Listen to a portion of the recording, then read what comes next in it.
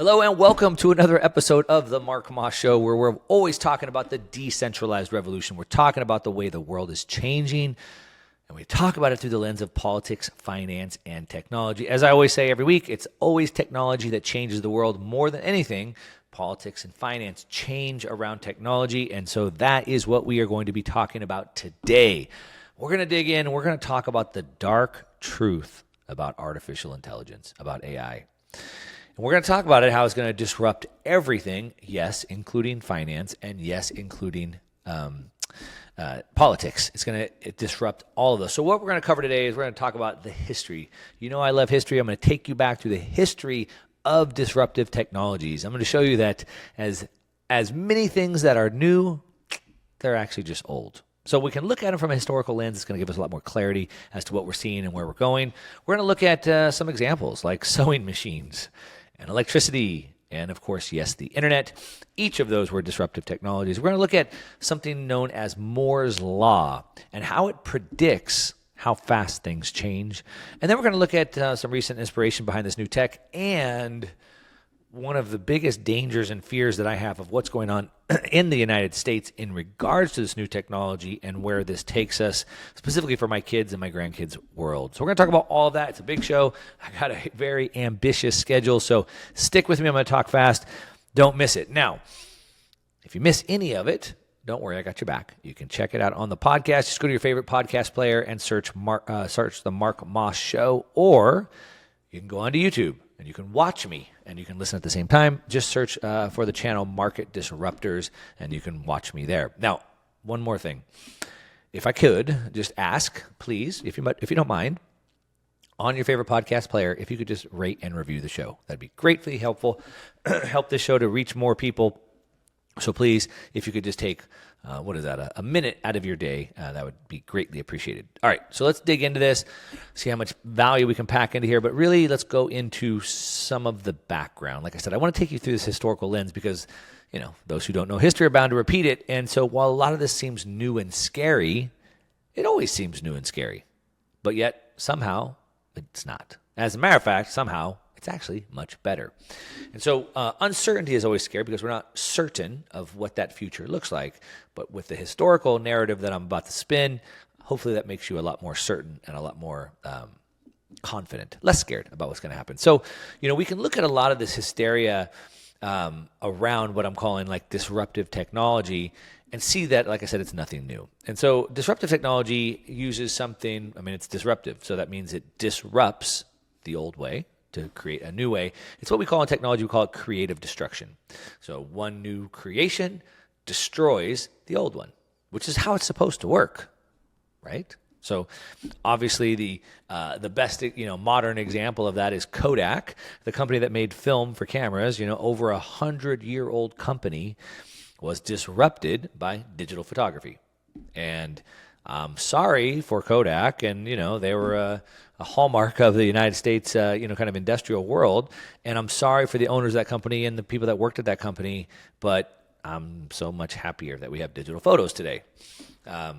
If you were a old school film photographer, your career got disrupted because now with all the tools, digital tools that we have, it made something that used to be very skilled and took a very skilled craftsman, and now people can duplicate it very easily with digital photos. So those people, those skilled photographers and the people making the film, the people developing the film, they all got disrupted.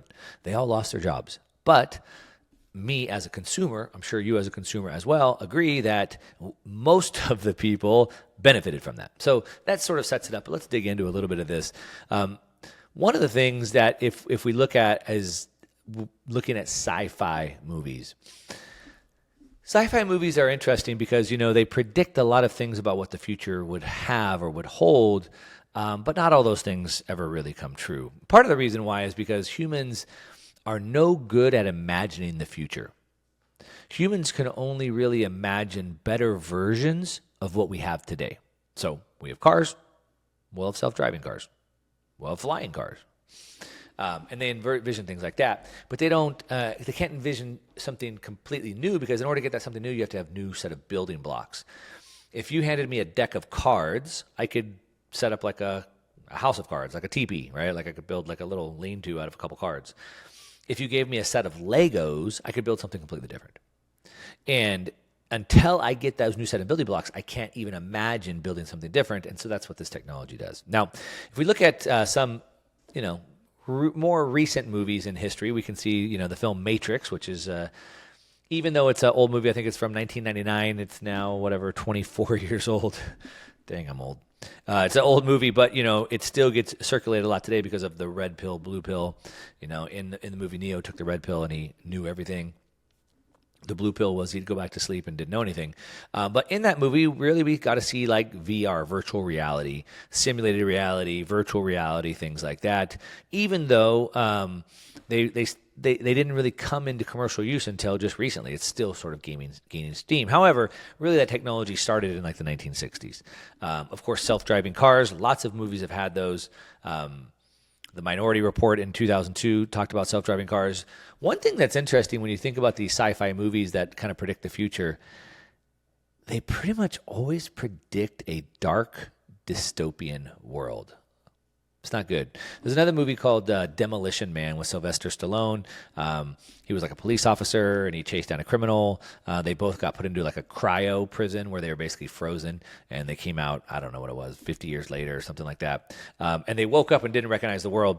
And it was like around Los Angeles. And the world that they woke up into is a world that I don't necessarily want, but it seems to be the world that we're going into. As a matter of fact, you've all heard the World Economic Forum talk about in 2030 you'll own nothing and be happy. And that's because the World Economic Forum put that out on their Twitter. They put it on their website. And really where that was inspired from was an article written by, I believe it was Ida Alkin, I think is her name, who's a parliament member, I think, for the Netherlands or Holland, one of those. Sorry, don't quote me on that. And now she's a big player in the World Economic Forum. But she wrote this long article, and it started out by saying, the year is 2030. I own nothing. I have no privacy, and I've never been happier, or something like that. And she goes on to explain this article and talks about how she doesn't own anything, and she just, goes around, and wherever she needs, she just has a bed and she just sleeps there. And when she walks out on the street to go somewhere, a car just magically appears and like takes her to where she wants to go. And there's this whole world where there's no privacy because even her dreams are being read.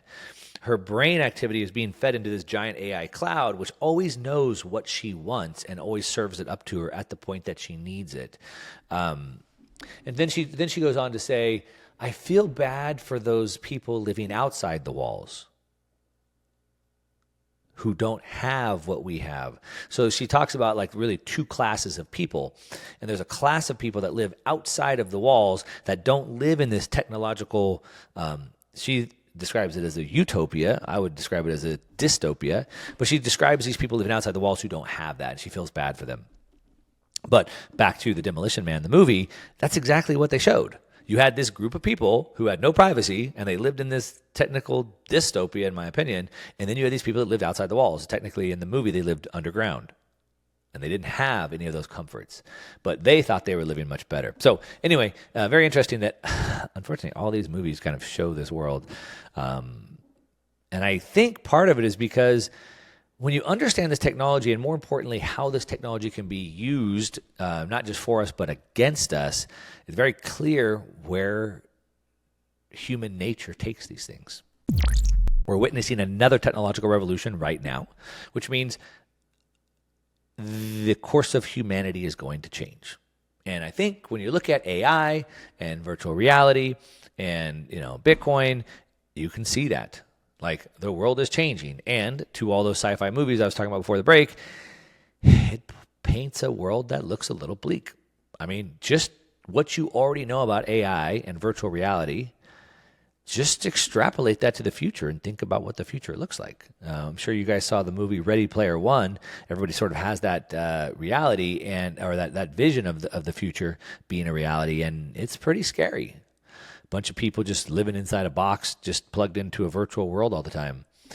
Anyway, I want to go through some history so you can sort of understand that there's really nothing new. This is just the way it goes. So some disruptive technologies, some examples of disruptive technologies. If we go back to 1450, And 1450 was a very pivotal year. We had the Protestant Reformation in the 1500s, but what set that Reformation up was about 70 years earlier was a new technological revolution or a technology called the printing press. It was invented by Johannes Gutenberg, and the printing press made books cheaper and widely available. So up until that point, mostly the books that were there were the Bible was the biggest known book as it still is today, and it had to be hand transcribed by hand. So there weren't a lot of copies of books because you had to sit there and write it one by one. But now the printing press allowed you to mass produce books, specifically the Bible, which then undermined the authority of the church and state. And so that was disruptive. It changed the world. Leaders at the time were using the control of information, controlling the narrative to push their agenda.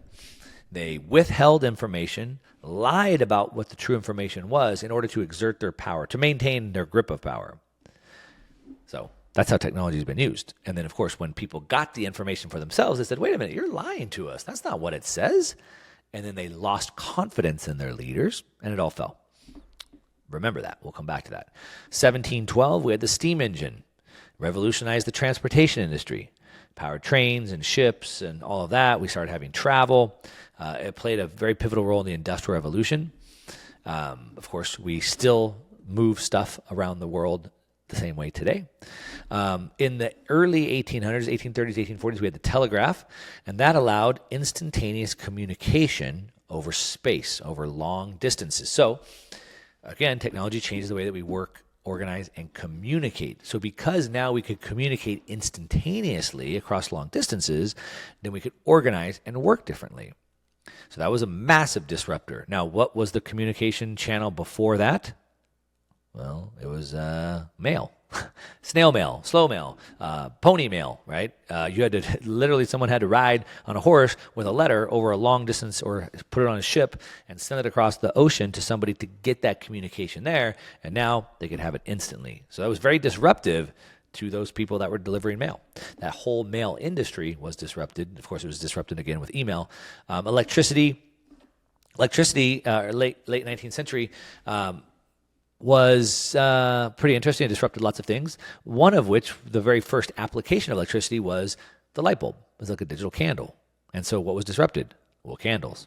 And as a matter of fact, you can find, if you search on the internet, you can find like a letter from the Candle Makers Association writing a letter saying that this electricity had to be controlled and censored and shut down because it was disrupting their candle making business. I mean, candles have been light for 5,000 years. What do we need this electricity for? Electricity is dangerous. Why do we need these wires? And why do I need this big transformer and this big box? That could electrocute somebody. That's dangerous. It costs too much money. I don't need that in my house. We don't know what the long-term effects are of this electricity. Candles have been light for 5,000 years. Well, it disrupted that. We can keep going. What's interesting, you might have heard the term Luddite, the Luddite movement. I co-wrote a book called The Uncommunist Manifesto. My co-author, Alex Fetsky. By the way, if you don't have that book, you should check it out. It's won some bestseller categories on Amazon. Just search The Uncommunist Manifesto. It's like a booklet you could read about an hour and a half. Anyway, in that we referenced the Luddite and full confession. I wasn't really even sure what that meant. I thought that was like a derogatory term that you call people, which it sort of is, but it has historical grounding. And so in the early 1800s, the Luddites were a group of textile workers in England. And the reason why we famously refer to them as like idiots or stupid people or whatever is because they were famous for their resistance to new technologies such as the power loom and the spinning frame. So they were creating textiles. But as soon as these machines came that could make textiles faster, they feared these machines would make their skills obsolete and cost them their jobs. They were right. They did. But their response was to sabotage the machines. Their response was to stop this progression. We can't have this new technological innovation because it's going to take away our jobs. Yes, it did take away their jobs. We saw the sewing machines, 1850, same thing. The seamstresses all feared for their livelihoods. It's going to replace us. They won't need our manual work anymore. What will we do? Well, turns out you'll do higher value tasks. So we can see this. The early 1900s, we had automobiles. And newspapers were talking about how dangerous these automobiles were. Why do we need these things? They're noisy. They're dangerous. They're going too fast down these streets. Horse and carts have been transportation for thousands of years. That's tried and true. We know what they are. We don't know what these cars are. These cars are dangerous. And so the point is that you can see every single time a new technology is introduced, it disrupts an old way. And those people that are being disrupted don't like it. And so they fight against it. But for the majority of humanity, it's beneficial. So I'm sorry for the horse and buggy manufacturers. They lost their jobs, but I'm sure we all agree that we're happy that we have automobiles today. Right? No, maybe not everybody. Not the ESG proponents. They're not happy about it. Now, one of the ways we can see that the internet has really changed things is one of my favorite books, a book I've talked about many times, and it's called The Sovereign Individual. I would highly recommend you reading this book, but I'm just going to warn you in advance, it is not an easy read. My book, The Uncommunist Manifesto, is like a booklet. Like I said, it's like an hour read. The Sovereign Individual is like, I don't know, it's probably at least a 10 or 12-hour read is my guess, but it's highly worth it. I would recommend it if you really want to know how things change and where we're going. But they talked about in this book, and it was written in like 1997, so it's very prophetic of where we're at today. But they talked about how this digital revolution would lead to a world where the individual would gain more power at the expense of nation states. The internet would allow us to now move freely around the world, work from anywhere, communicate without the centralized control of a nation state. And so then as we remove ourselves from their dependency, they lose power. So highly recommend that, The Sovereign Individual. And the internet has created us as sovereign individuals. So there's something known as Moore's Law. In 1965, a person named Gordon Moore, he was the co-founder of Intel. You've probably heard of them, Intel microchips, I'm sure. And he observed that the number of transistors on a microchip doubled approximately every 2 years, while the cost of the computers halved. So we doubled the production of the chip, doubled the transistors, but reduced the cost in half. So what this basically means is that technology gets faster and it gets cheaper over time. And this is how true. It's been over 50 years, and this is what's been happening. So we have this exponential growth because it doubles. So you go from 1 to 2, but then you go from 2 to 4, and from 4 to 8, and from 8 to 16, and 16 to 32, and then from 32 to 64, and like it starts doubling. And those last couple doubles get really, really, really big as it starts getting cheaper and cheaper and cheaper. It allows things to get smaller and smaller and smaller. Think about in the 60s when they launched the space shuttle, NASA had, entire buildings that were a big computer. And today the iPhone is more powerful than that entire building of a computer at the time. So it gets bigger, it gets better, faster, more powerful, it gets cheaper, and it gets smaller at the same time.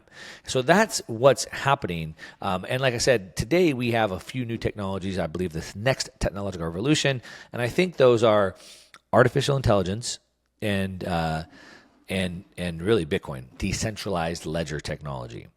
So we have artificial intelligence, which is really it's a sort of a subset or maybe a continuation of what we've been doing for a while, which is machine learning, where machines can learn and then they can improve upon themselves. So we're starting to see that. We're starting to see a lot of potential use cases and really disruptive use cases that are happening. Look no further. I mean, I'm in Southern California. Look no further than up the road from me in Hollywood, and we have actors on strike. We're going to talk about that in a second. But we can see, these algorithms. We have these social media platforms that recommend content we should watch, Netflix movies we should watch, YouTube videos we should watch. And that's sort of like machine learning. It's an algorithm that learns what I like and it serves those things up to me. Of course, like I said, Bitcoin is now a new way for us to send value over time and space that's not controlled by a central entity. So now I can move packets of value, Bitcoin, like money, and it can be sent from me to you peer-to-peer without going through a YouTube or a Google or a Facebook or something like that. That is very disruptive as well. And so these are things that are changing. These are the things that are upon us right now. Now, like I said, there's always potential dangers, or at least there's always perceived potential dangers, because we're scared of what this new technology could do. We're scared of what this new technology is replacing, and people are scared because their jobs are in danger. And they're going to have to learn to do something new. So, for example, in the Industrial Revolution, before the Industrial Revolution in the late 1700s, everybody worked on farms and in like a cottage industry. Now, when the machines were made, a machine could do the work of 5,000 men. But what would those 5,000 men do?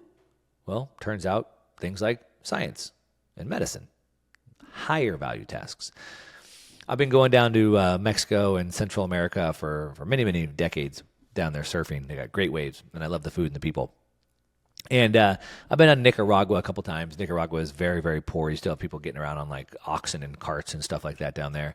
And where I like to go is about a 3-hour drive from the airport where you fly in. And every time I go back, like they're still working on this same road. And it's like years in between, right? Like they're still working. And like they're literally like putting like brick by brick by brick on there.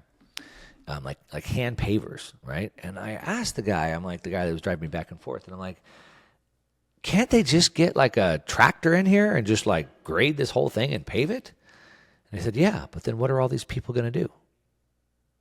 You see, it's always the same thing that we hear all the time. So we have the Luddites who are afraid of being replaced, but then we also have the fear mongers worried about what this could do. Now, of course, part of it also stems, at least, part of my concerns today are not so much afraid of the technology, but really my fears revolve around who controls the technology and uses the technology against us. So I want the convenience. I want the benefit of the technology. I grew up as a kid watching like the cartoon The Jetsons. And they lived in space, and they had a robot that would clean the house, and they could talk to their house, and it would do everything for them. Like, I want that. Like, what was it? In Iron Man, he had like Jarvis. Like, I want Jarvis. I want to talk to my house and have it do everything for me. Hey, start my coffee, shut the blinds, turn the TV on. Like, I want that.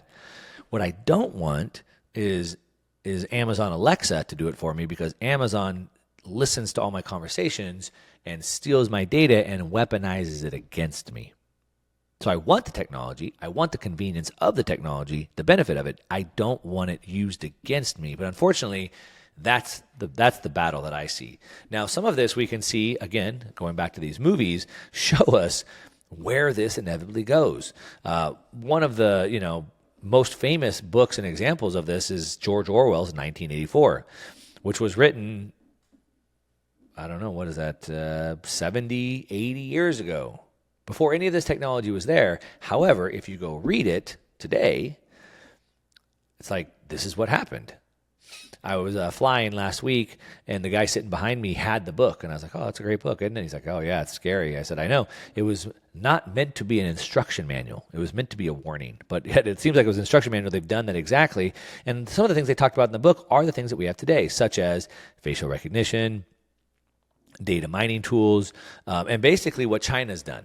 China has created a surveillance state using a network of surveillance cameras everywhere, facial recognition technology, data collection, and our own U.S. companies are on board with that. Google, Facebook do the same thing. I just flew in from Spain a week ago, and when I went through customs, I'm a frequent traveler, so I have global entry. So that means I'm in a database and I'm approved, which means I get through the border faster because I've taken the time to go through this extra screening. And when I went through global entry, I didn't even have to pull my passport out. As I walked through the line, it just grabbed my face and approved me and allowed me to go through. Was pretty interesting. But this is the technology that was talked about in 1984. It's being used, it's being weaponized against people in China, and we're having it today. In the movie Minority Report with Tom Cruise, there was a lot of things in that movie that have come to pass, specifically retinal scanning, which we see all over the news today with this WorldCoin. We'll talk more about that later.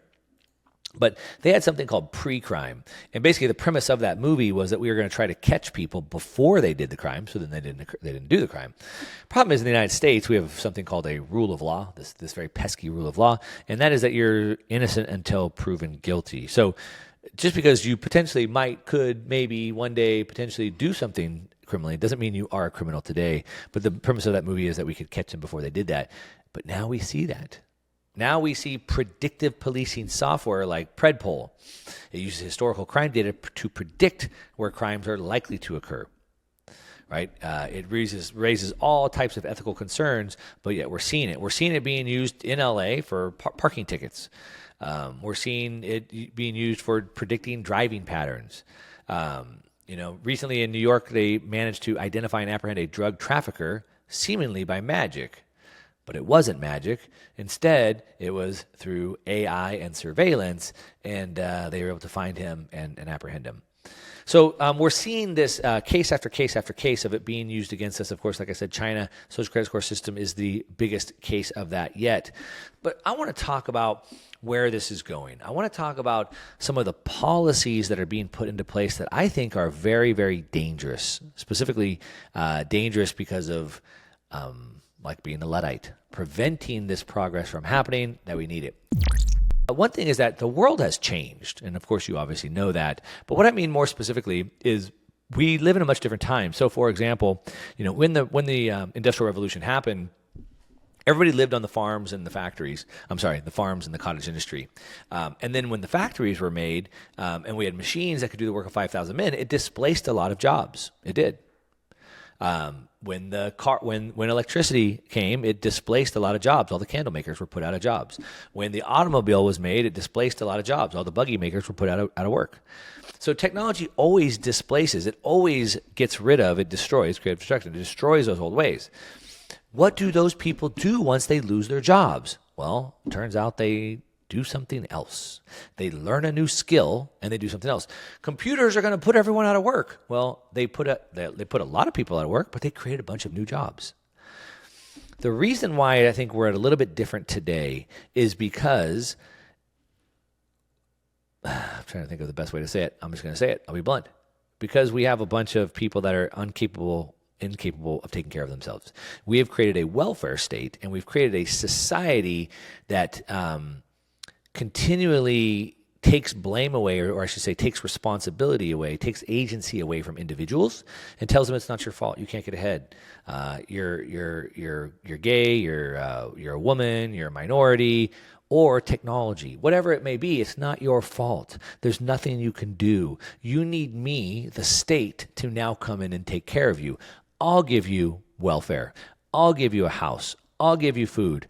I'll give you, now it's called UBI, Universal Basic Income. So now people are arguing that we need universal basic income because AI is going to replace so many jobs, there won't be enough jobs to do. And so what will these people do? Well, we must give them UBI. That means the government should just pay everybody to not work, and that will solve the problem. But you see, in times past, when the Industrial Revolution took out the farmers and the candle makers lost their jobs and the buggy makers lost their jobs, we didn't have that welfare state.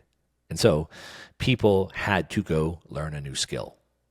Like I said, computers got rid of lots of jobs, but they created lots of jobs. AI is going to get rid of lots of jobs. It's going to create a lot of jobs. That's how it works. The problem is that people have to go, shoot, I should learn a new skill. And that's going to take some effort. And I don't know if I want to do effort. If the government's just going to pay me to do nothing, then I should just do that.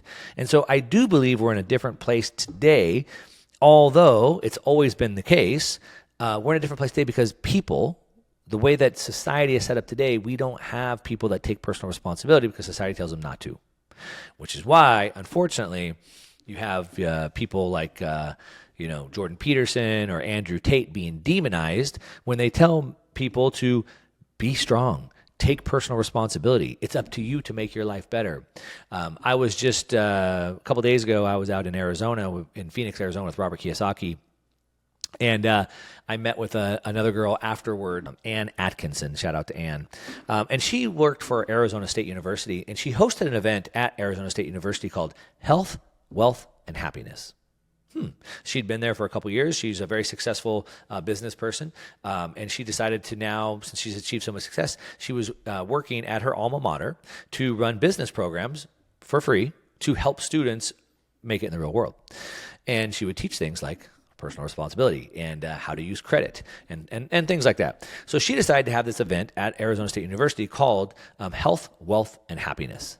Oh my gosh, how dare you teach people about those things? And this school came out and just raged against this, tried to shut down the event, boycotted it. Like 37 out of like 45, something like that, of the school board faculty wrote letters trying to stop it. They had protests trying to block it. How dare you talk about health, wealth, and happiness? Wow. That's scary. That's where we're at. I'm going to have her on. We're going to talk about that more in detail. But anyway, so this is where the world is at. And what's scary about this is we have, at a time, like the Luddites, how stupid they look today. The seamstresses look stupid trying to stop the sewing machine. We have the same thing today. And even worse, we have politicians in the United States that are making laws and rules and regulations. They're Luddites. And they're so old, they don't even know what they're talking about. So I'm sorry if you're a great-grandparent. I'm sorry if you're 70 or 80. I don't mean it offensively, but you know when you're 89 years old or 84 years old, you just don't understand technology like a 18 or 20-year-old. You just don't. The 18 and 20-year-old just grew up with it. Like my daughter just went around as she was a kid, just every screen was a touch screen, she thought. She would always just try and touch screens. So she just thought that's how it was. So they grow up with it. It's native for them. And when you're 80, it's just not. And you just haven't spent the time. It's not that you're not capable of learning. You just haven't spent the time doing it. But the problem is that we have our leaders that are that old who don't understand this technology, the Luddites, and they're trying to pass laws to prevent it from happening. And that is what's going to affect my kids and my grandkids. The policy making around disruptive tech is the problem. When the internet happened, they actually passed laws, literally the U.S. passed laws to allow the internet to happen. And they gave it immunity from lawsuits and taxes and things like that so it could flourish and grow. But now they're taking the opposite stance. Now they're trying to pass laws to stop it. Instead of passing laws to allow it, or they pass laws to prevent other people from stopping it. Now they want to pass laws to stop it. In the United States, the vice president, Kamala Harris, the person who literally can't even put a coherent sentence together, literally, and I'm sorry, but watch some of her videos, you know what I'm talking about. She's in charge of AI. She's the AI czar, like the person who can't even put a sentence together. We have, President Biden, who's 80 years old and who can't even walk up a set of stairs and can't even put a sentence together, like literally. And I just spent almost 4 weeks in Europe traveling. And I can tell you what the world thinks. They are not brainwashed like Americans. They all understand that we have a president that can't speak, that's lost his mind. And it's sad. It's sad. My grandfather did, and it's sad to watch. But that's where we're at. But it's not just them. Yesterday, we had Mitch McConnell, who's one of the top people in Congress, making a statement, a public statement, and right in the middle of the statement just froze up. He just stopped talking and all of a sudden just like lost his mind. I don't know if he had a stroke, like literally while it was happening or what. And he just stood there like a train was about to hit him with his eyes wide open, and they had to come grab him and take him off the stage. We have Dianne Feinstein. She's 90 years old. She disappeared. Nobody knew where she was. She was in the hospital. Well, she needs to step down from her post. They brought her back, and you can see videos of them wheeling her in her wheelchair, and she has no idea where she's at or what's going on. No idea at all. But yet they're pretending like Weekend at Bernie's, like she's still there. And there was a clip yesterday of them holding a vote, and they said, "Diane, say aye." So they told her, and she just repeated what they said. She had no idea what she's voting on. Mitch McConnell, 81. Joe Biden, 80. Nancy Pelosi, 83. Maxine Waters, head of the Financial Committee, 84. Chuck Grassley, 89. Dianne Feinstein, 90 years old. We got, Klaus Schwab, 85. And these are the ones passing these rules, and that's a big problem, So certainly we need term limits. Certainly we need, the average age of a Fortune 500 CEO is 57 years old. 57. We need to have a real serious conversation in this country about that because we have very disruptive technology coming. It's going to change the world in more ways than we know it. It's going to be very dangerous in the wrong hands. It would be very beneficial for most of humanity if we do it right. However, with the policymakers that we have in place, the Luddites of today, it could be very dangerous. I'd love to know what you have to think about that, though, because it's a big deal. Now,